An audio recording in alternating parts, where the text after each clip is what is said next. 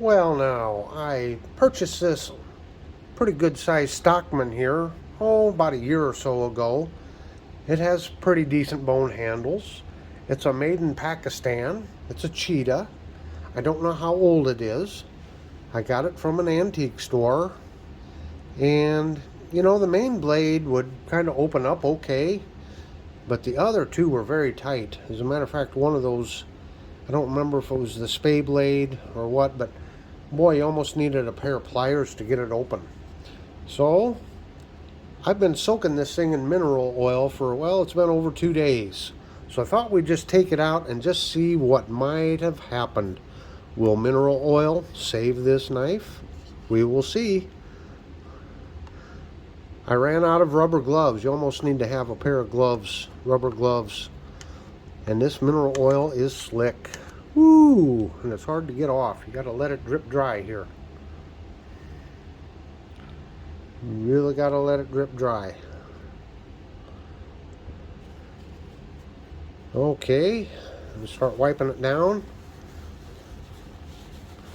Don't do this mineral oil bath if you want to use your knife right away, because it takes a lot of rubbing to get it all off. Look at that. And then you got to set it aside and let it dry out a little bit. Well, let's just see here.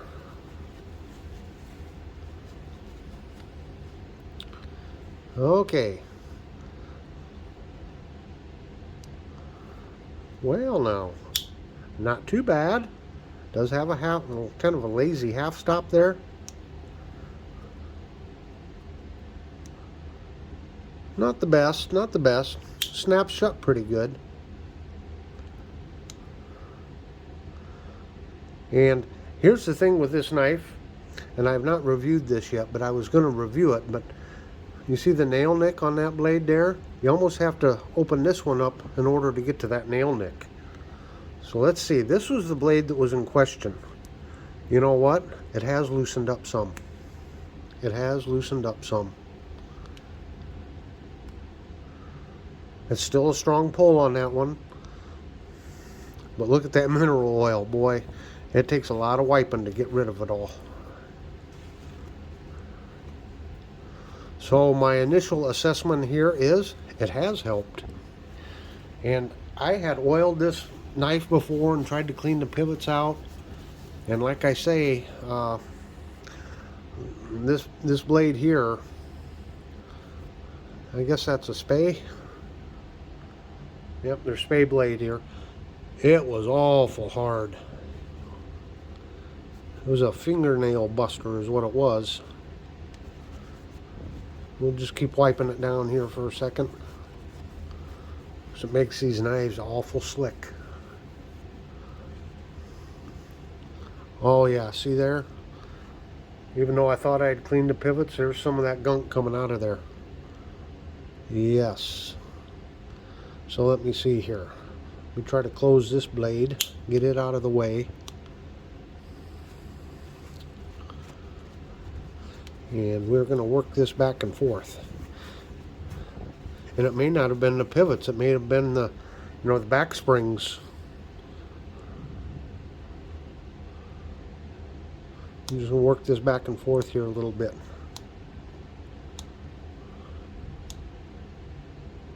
Whoa, almost closed on myself. Getting a little dirty gunk out of there.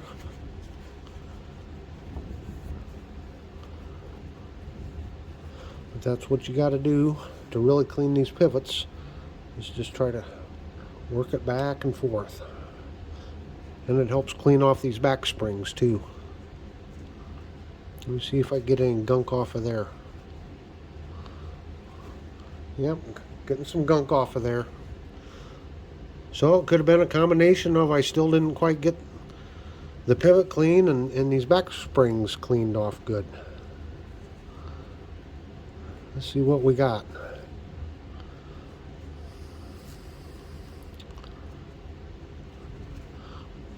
I'm getting a little bit of stuff, and some of that could have been the oil from before too that I had put down in there.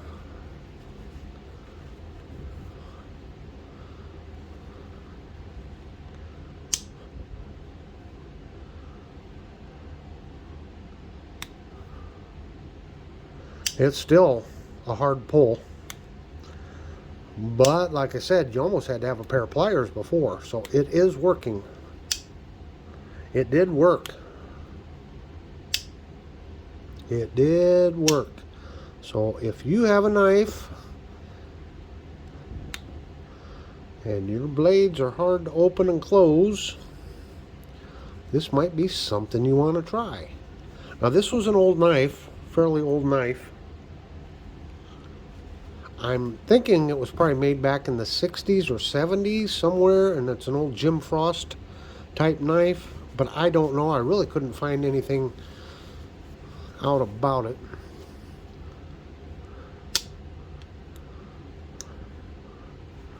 But it's a Ridge Runner, and the model is a cheetah. Now don't confuse that with a case pattern cheetah. The old Ridge Runner. It looks like it's an unused knife, and I do have the box for it. Maybe I'll run upstairs here real quick and grab it. But I am getting some more gunk here and there. Looks like there's some gunk down in there. Let's just see what we got. Safest way to open that so you don't get bit. Let's see if we got any gunk down in there.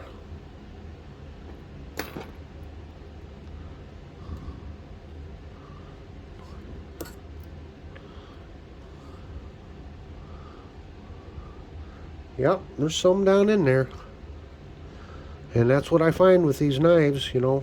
You got to keep working them. Keep working them, keep working them. And sometimes you can get that, oh yeah, there. See there? Sometimes you can get that walk and talk restored to them. And again, this was a brand new knife, or new in the box, new old stock. So who knows how many years it sat on a shelf. So yeah, I'm getting a bunch of junk out of there now. Of course, this down here in these channels, that's not going to affect the snap, but it's still good to get rid of all that stuff down in there.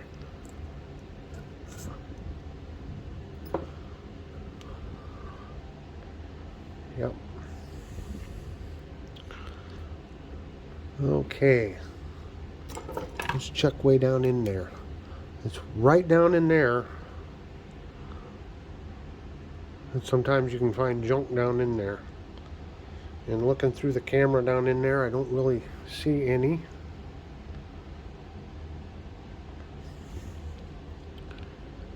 There may be some down in there yet. But we're just going to work these blades some more. Oh, that one. That just seems to make a difference.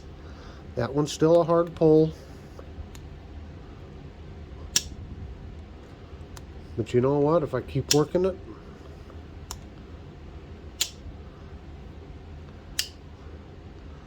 well, I'm just happy that I can even open this one with my finger and not having to grab a pair of pliers to get it open.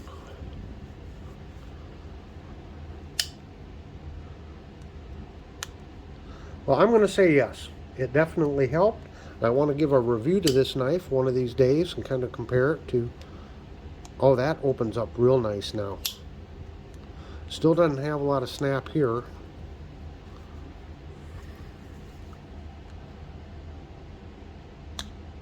Not a lot of snap, pretty soft. Like I said, it's kind of a lazy half stop there.